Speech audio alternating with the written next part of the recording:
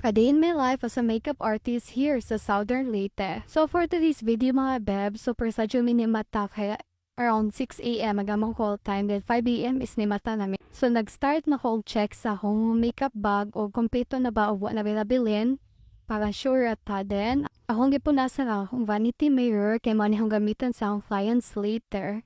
Ang gipanggawas akong mga gamiton later kay para wanay makalimtan kay lisod na, di ba? Asa makakalimuting bakla. So, nga na pangangitgit sa gawas actually guys. So, rami mo sa para on time jud may kay sa on time nga makeup art. So, nag-work pa sa pud mi daan, nagkapira mi upan o kanang gipalamanan na mo itlog. So, ready to go na mi guys. Sa mga nagamong mga gipangdaw nga daghan ka jud or kabugat jud makahiwi jud lawas pero laban para sa mga client. On the way na mi around 5 kape na ni sa buntag. So, ganda-gandahan muna tayo. Bisan arang kabugat sa likod. Laban. Kay mga na yung gusto.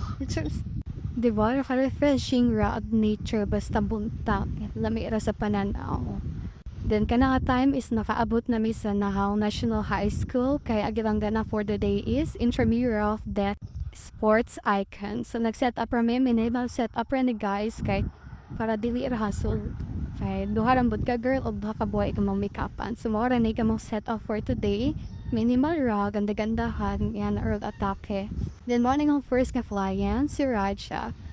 Then, maonig after, pak, sino ka dyan? As a mga Salvador. Charis. So pak, ganda-ganda halos ya. Lo. Second client ko guys. Pinubuho ka na siya ni Love. Ang partner ko. Ganun ka-supportive yung partner ko. Siya na nagbubuhok sa mga clients namin para hindi na mapagod si Akla. After mabuka ni Love is nag-makeup na din ako kasi natapos na siya magbuhok. Then, ayan, light makeup lang. This is her before makeup look.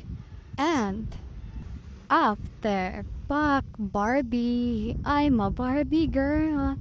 In a Barbie world. Cheers. may pak na nagandahan lang. Fresh lang kasi morning pa naman. Hindi pwede mag-drag queen sa umaga. Charis. Then nag-makeup pala din ako na sa nang lalaki. Actually, duha ni sila kabuo. Pero wala na ako na video ko sa linaw na nagpak. Oh nga.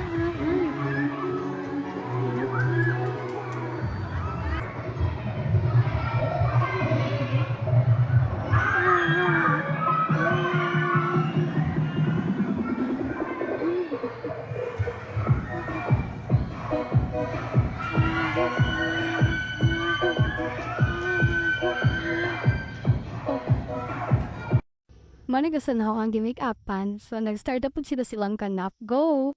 Very major ni mga bebs. Kay you know I love you really.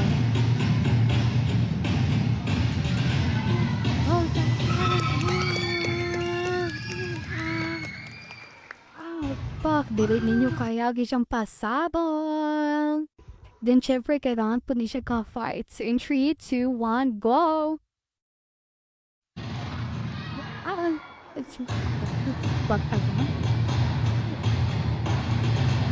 Then more to vibes. Thank you so much for watching. See you in our next videos.